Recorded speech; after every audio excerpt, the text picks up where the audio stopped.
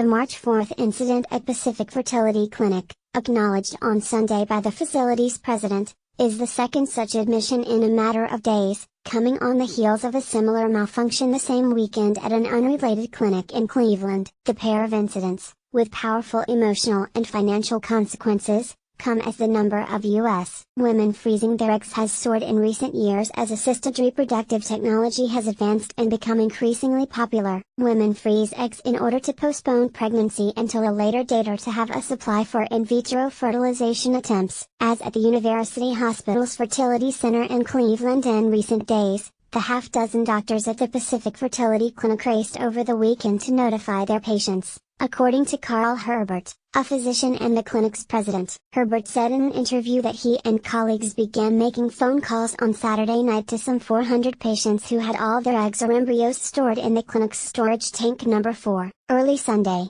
the clinic also sent out emails explaining what had happened to two other groups, roughly 100 who had tissue in both the problematic tank and another tank, and a larger group whose tissue was unaffected. There is just not an ability to do this unemotionally. Anger is a big part of the phone call, Herbert said of his discussions with patients. Our goal is to provide all the patients we see with some kind of a family. We need to think, if this tissue doesn't work, what are the next steps and have you not feel defeated? According to Herbert, the extent to which the chemical failure damaged the eggs and embryos remains unclear. He said that the clinic's staff thawed a few eggs and found that they remain viable, though they do not know how many are still usable. They have not checked any of the embryos, he said. Herbert said that the problem was discovered by the clinic's laboratory director, who noticed during a routine check of the steel storage tanks that the level of liquid nitrogen in one tank was too low. Too little liquid nitrogen causes the temperature to rise, with a risk of damage to the tissue housed in vials called crylocks. 1 to 3 eggs may be stored in a unit. Embryos, fertilized eggs, are stored individually. The clinic declined to specify the number of eggs and embryos affected but said that several thousand were in the waist-high tank. They amounted to an estimated 10 to 15% of the total stored at the facility, according to Pacific Fertility Clinic spokesperson Alden Romney. According to Herbert, once the failure was discovered, the lab director immediately had a spare storage tank brought into the lab and filled with liquid nitrogen, so that the eggs and embryos could be transferred. This was a terrible incident, Herbert said, but I was reassured that, he did everything anybody could ever want to do.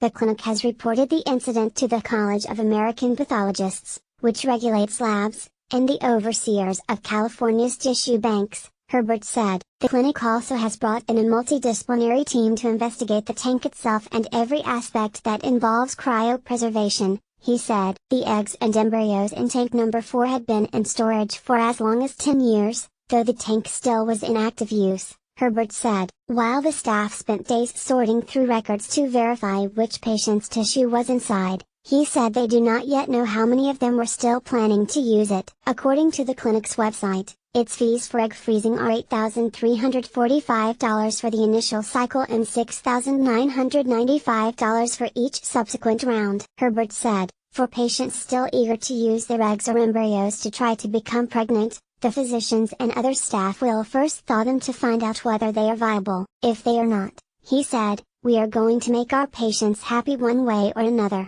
Herbert is a longtime physician and researcher in assisted reproductive technology. In 1982, he helped to develop one of the nation's earliest reproductive technology programs at Vanderbilt University Medical Center. He moved to San Francisco in 1990 and, with colleagues, purchased Pacific Fertility Center 9 years later. In the Cleveland incident at University Hospital's Ahuja Medical Center's fertility clinic, officials notified about 700 patients that their frozen eggs and embryos may have been damaged. Some dated to the 1980s, hospital officials said in a statement on Thursday that they were investigating the incident and that it remained unknown whether the cause there was a human error or a mechanical failure. Author information. Amy Goldstein is the Washington Post's national healthcare policy writer.